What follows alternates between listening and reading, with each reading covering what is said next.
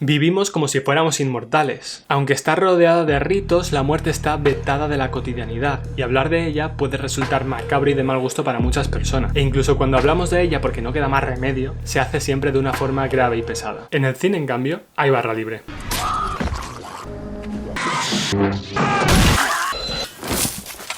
Pero antes de que hablemos de cómo se narra la muerte en el cine, es necesario que veamos cuál es la relación de la sociedad con la muerte. Según algunos historiadores, en la sociedad actual se muere mal.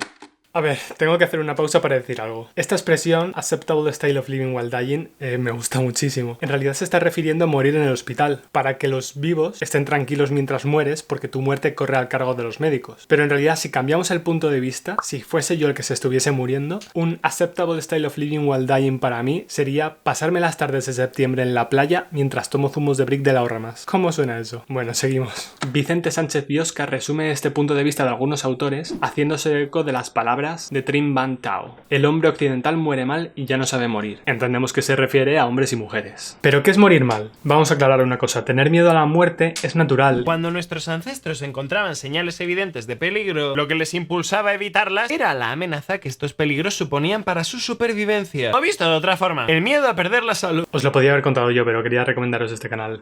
Echadle un ojo. Lo que está claro es que hay que evitar morir haciéndose el valiente. Hay que evitar meterse en peleas e ir a la guerra. Estos autores se refieren a un cambio en la relación de la sociedad con la muerte. Según Philip Aries, hasta mediados del siglo XX, la muerte constituye una ceremonia pública y organizada por el moribundo que la preside y conoce su protocolo. Los ritos de la muerte eran aceptados y celebrados de manera ceremonial pero sin carácter dramático. Pero desde mediados del siglo XX, la muerte sale del entorno familiar y se convierte en un tabú. Y puedes estar pensando que tú sí tienes muy presente la perspectiva de la muerte. De hecho, mucha gente así lo manifiesta, que tiene asumido que va a morir. Todos sabemos que vamos a morir y la mayoría de las personas estamos bien con eso. Eso no es lo que da miedo. Lo que da miedo es cómo vamos a morir. Pero tengo la impresión de que las formas de morir que dan miedo abarcan cualquier posibilidad imaginable excepto estar dormido en el momento de la muerte, que es casi lo mismo que no estar ahí mientras sucede. En cualquier caso, cuando los antropólogos dicen que el hombre occidental no sabe morir, no se refieren a que saber morir sea ir dando volteretas hacia el cementerio y caer en la tumba haciendo un triple salto mortal, sino que debemos entender más bien que se ha apartado la perspectiva de la muerte de nuestras vidas. Y la muerte se ha vuelto algo desconocido, ajeno, extraño. Louis Vincent Thomas añade esto: el hombre, si conoce mejor la muerte, no se desvelará más por huir de ella u ocultarla, apreciará mejor la vida, la respetará antes que nada en los otros. En el cine, en cambio, la muerte encuentra su lugar y es explorada en toda su extensión, tanto literal como metafóricamente, desde todos los puntos de vista y todos los géneros cinematográficos, del drama a la comedia. ¿Pero os habéis preguntado alguna vez cómo se muere en el cine?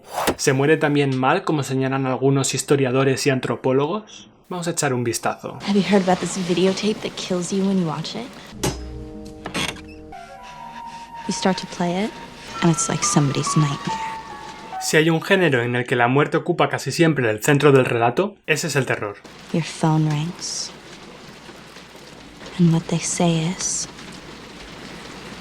you will die in 7 days. El hecho de que la muerte, y no la declaración de la renta, por ejemplo, sea el elemento central del cine de terror, tal vez tenga que ver con la actitud que la sociedad actual tiene hacia la muerte. Philip Aries lo expresa así en Historia de la muerte en Occidente. La vieja actitud según la cual la muerte es a la vez familiar, próxima, atenuada e indiferente, se opone demasiado a la nuestra, en virtud de la cual la muerte da miedo hasta el punto de que ya no nos atrevemos a pronunciar su nombre. En otra sociedad, quién sabe si hubiese sido Hacienda, y no un alien, quien hubiese hecho gritar de terror a la tripulación del Nostromo. Regularización tributaria hasta el 31 de diciembre. Tal vez también por esto en el cine de terror la muerte siempre es brutal. Principalmente la encontramos narrada de dos formas: de manera explícita y violenta o de manera sugerida y grotesca.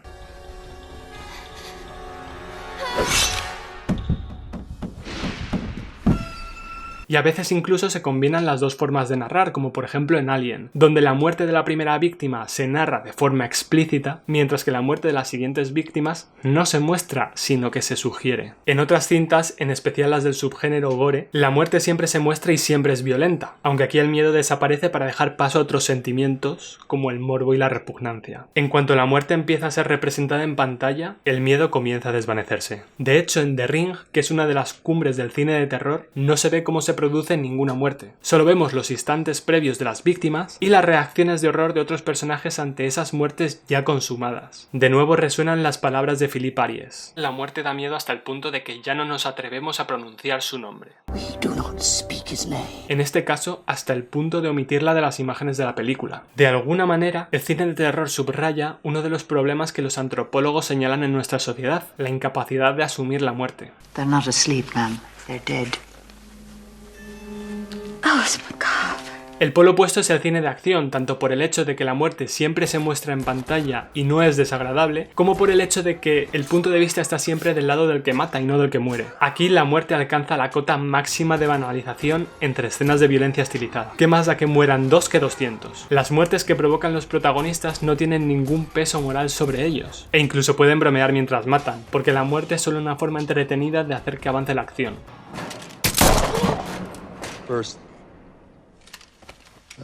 Bien distinto es cuando quien se enfrenta a la muerte es uno de los personajes del elenco principal. En ese caso, como la historia está narrada desde su punto de vista, la narración se detiene y aflora el drama. Eso sí, nunca o casi nunca vemos morir a un personaje del elenco protagonista, porque su cuerpo desaparece de la pantalla, ya sea por el hecho de que suceda fuera de campo o por cualquier otro efecto visual. Lo que por otra parte siempre da la posibilidad a un futuro guionista para inventarse cualquier excusa por la que dicho personaje esquivase la muerte.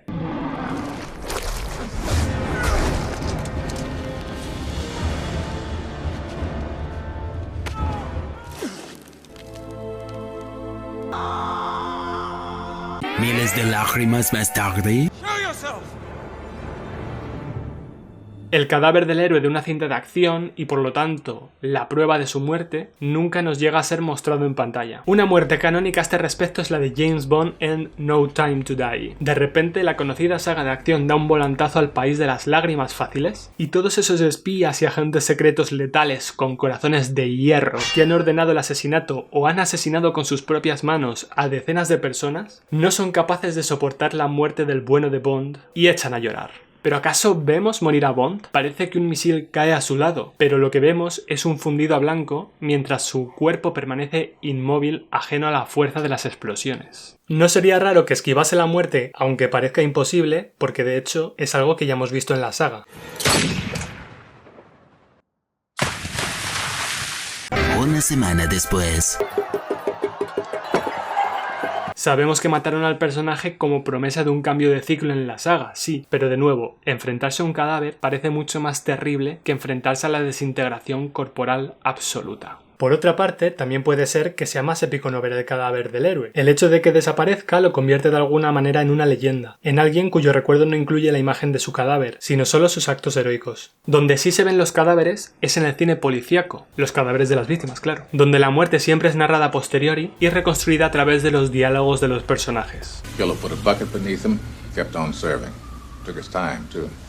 Coroner said this could have gone on for more than 12 hours. En tanto que se mantenga el punto de vista científico, se habla de la muerte con todo lujo de detalles, y vemos a los muertos de cerca. Los investigadores siempre dejan claro que esta gente tampoco ha muerto bien. Pero en el momento en el que el protagonista y sus seres queridos se ven implicados, la muerte una vez más se narra fuera de campo, y ya no vemos más cadáveres, y si los vemos es de lejos, como sucede en Seven. Al mismo tiempo que el asesino revela a Mills que ha asesinado a su mujer, Somerset abre la caja en la que está su cabeza, pero nosotros no vemos su interior. Justo a continuación, Mills dispara al asesino y esto lo vemos de lejos, sin detalle. La muerte en estas películas se muestra siempre de una forma sucia, árida y mundana, pero al no mostrarla en estos momentos finales, o mostrarla de una forma lejana, sin detalle, parece como si se convirtiese en un momento estético y bello, y como pasaba en el cine de acción, incluso mítico. Merece la pena echar también un vistazo a la representación de la muerte según el género, porque con la aparición del feminismo en los últimos años, algunas voces del mundo del guión han mostrado su descontento por el hecho de que en muchas películas, principalmente de género policíaco, las mujeres aparecen principalmente para morir. No siempre es así, claro, hay películas policíacas con grandes protagonistas femeninas, y también hay otras películas policíacas como Seven, que arrancan con la muerte de 2 hombres en 2 escenas diferentes. Pero precisamente en Seven, ya os imagináis para qué aparece la única mujer de todo el reparto, ¿verdad? Son pocas las películas policíacas en las que hay mujeres como parte activa de la trama y no solo como carne de cañón o carne de cuchillo. Esto nos lleva a preguntarnos en qué películas mueren las mujeres y en cuáles los hombres, y hay algunas diferencias en cómo se narra la muerte de cada uno. Dejando a un lado el rol de víctimas de las mujeres, la forma de narrar la muerte o las experiencias cercanas a la muerte en el caso de los protagonistas es bastante similar para ambos sexos. La mayor diferencia la encontramos en el género de acción, pues si ya hemos hablado de la banalidad de la muerte, esa banalidad afecta principalmente a los hombres que no son parte del elenco principal. Algunos autores tratan de dar una explicación a través del concepto de desechabilidad masculina, que es el concepto de que la vida de los varones, de cara a la sociedad, vale menos que la vida de las mujeres, y por lo tanto son desechables o sacrificables. Pero este punto de vista se nos queda corto. Muy probablemente tiene mucho que ver el hecho de que en las películas de este género intentan en cierta medida ser un reflejo de la sociedad, y en la realidad las mafias y los grupos paramilitares están compuestos principalmente por hombres. Por esa razón, aunque cada vez hay más mujeres que aparecen en el reparto como protagonistas repartiendo mamporros, es muy poco habitual verlas entre el ejército privado del antagonista, que son los extras destinados a morir banalmente. So, Oren, any more subordinates for me to kill? En los ejemplos anteriores hemos visto que la muerte estaba caracterizada por el miedo. La comedia, en cambio, toma un camino distinto. Me gusta en particular este ejemplo de dos tontos muy tontos. Joyce y Harry se cruzan sin saberlo con un sicario que planea envenenarles con matarratas para quedarse con el maletín que llevan. Ellos le gastan una broma poniéndole mucho picante a su hamburguesa y sucede esto.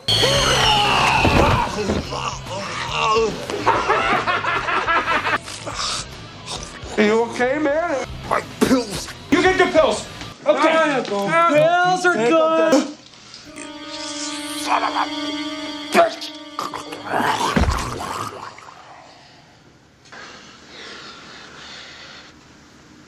Check, please. Si hasta ahora habíamos visto que la muerte estaba rodeada de miedo y respeto, vemos en la comedia la cara opuesta. Hay una falta absoluta de respeto hacia la muerte, como ejemplifica muy bien este plano.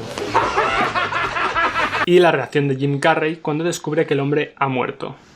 Check, please. En cualquier caso, la muerte no puede despegarse de ese envoltorio de negatividad. El sicario muere entre maldiciones que nadie entiende y su muerte se presenta como una burla del destino que acaba con él antes de que pueda llevar a cabo sus planes. Y no solo hay una burla a la seriedad de la muerte, sino también a los ritos sociales que la envuelven, como sucede en esta escena de Little Miss Sunshine. Señala Philip Aries que la muerte ha sufrido un proceso de hospitalización. Ya no se muere en casa entre familiares y amigos, sino que se muere en el hospital, porque morir se ha convertido en un inconveniente. Lo que hace tan interesante esta escena es que los familiares subvierten la norma social y se llevan el cadáver con ellos. We've come 700 miles.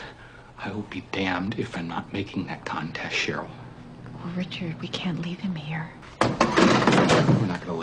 Secuestran a su propio abuelo del hospital. El personaje del abuelo es muy interesante porque él sí tenía una actitud de aceptación y probablemente, de haber sabido que se iba a morir, habría encarado el momento con dignidad. Como hemos visto hasta ahora, la representación de la muerte suele alejarse de lo convencional, y eso es algo que los estudiantes de medicina saben bien. Mientras investigaba para el vídeo, encontré este artículo sobre los sentimientos de los estudiantes de medicina frente a la muerte. El investigador utilizó, entre otros materiales, películas y cortos sobre la muerte que le puso a los alumnos. Pero como dice en el artículo, no todas las películas valen. Por eso me sorprende que entre la lista de películas seleccionadas estén Macario y El séptimo sello, que son películas en las que la muerte aparece personificada, y por lo tanto se alejan del realismo. Pero también está en la lista Filadelfia, que es bastante realista y directa. Lo más interesante de este trabajo es la reacción de los estudiantes, capturada por alguna de las frases que expresaron y que el investigador incluyó en el artículo. Por ejemplo, me puse en contacto con sentimientos que aplazo para evitar el dolor. Hay personas que aunque quisieran no pueden sentir empatía. No se puede ser buen médico si antes no se ha sido buen paciente. Siento deseos de llorar,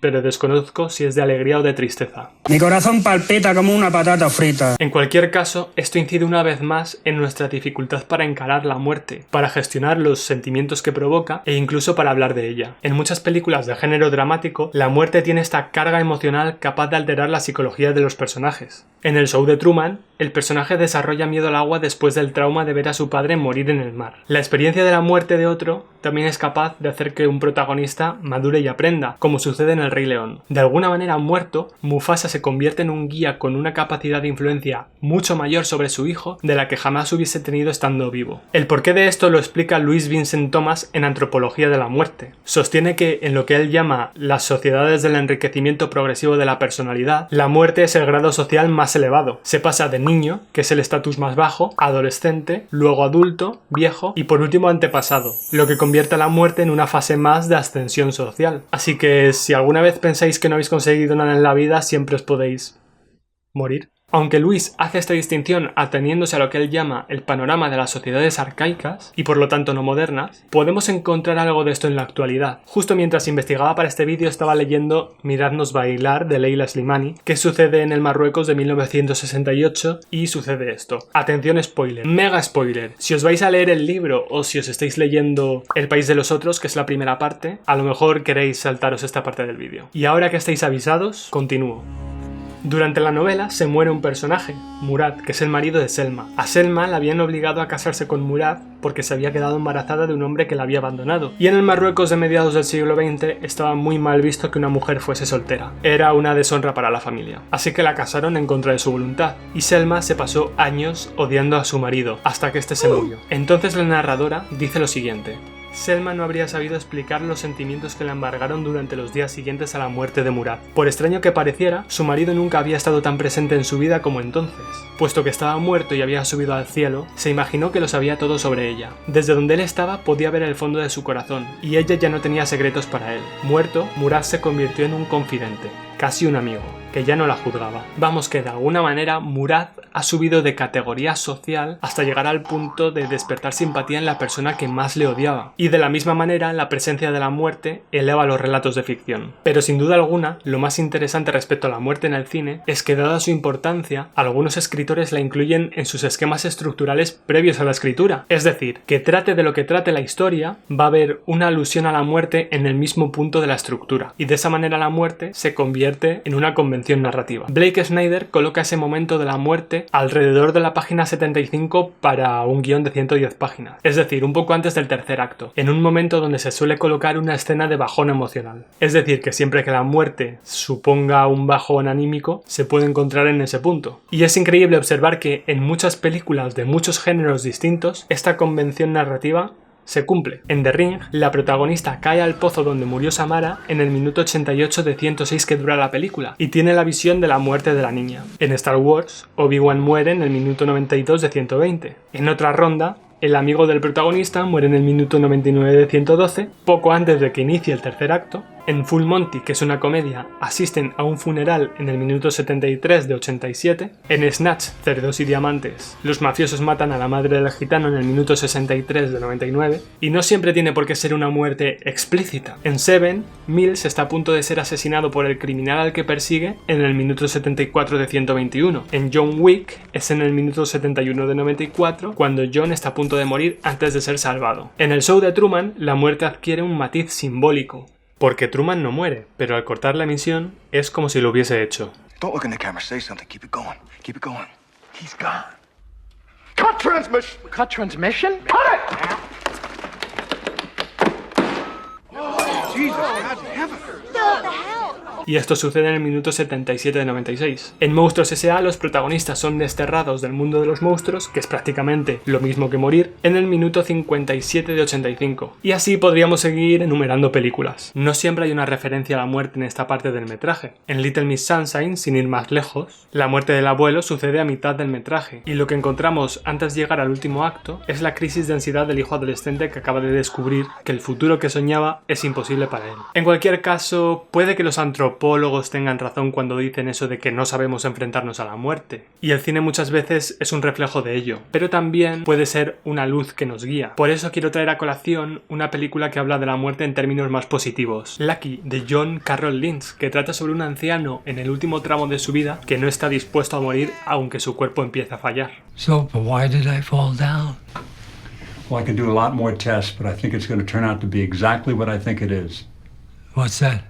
You're old and you're getting older. Well, that's bullshit. The body's going to break down at some point. As far as I know, nobody's lived forever. It's going to happen to all of us. Pero que poco a poco aprende a encarar la realidad con una dignidad impropia de nuestro tiempo. Chúpate esa, Trimbantao. Y me gustaría acabar con alguna reflexión que cambie por completo la visión que tenéis de la muerte, la vida y del cine. Una de esas frases que se pueden grabar en piedra. Algo así como vive y deja vivir, pero sobre la muerte. ¿Muere y deja morir? Os voy a dejar esto a vosotros. Escribid en los comentarios vuestra mejor reflexión sobre el tema. No he hecho este vídeo con una pretensión de sentar cátedra, sino más bien como un primer vistazo a la muerte en el cine. Pero si alguien se anima a escribir un TFG o una tesis sobre el tema, por favor que me escriba antes de que me muera. Porque la inmortalidad queda aún lejos, pero es que además la muerte es uno de los momentos más importantes de nuestras vidas. No os lo iréis a perder. Nos vemos en la próxima.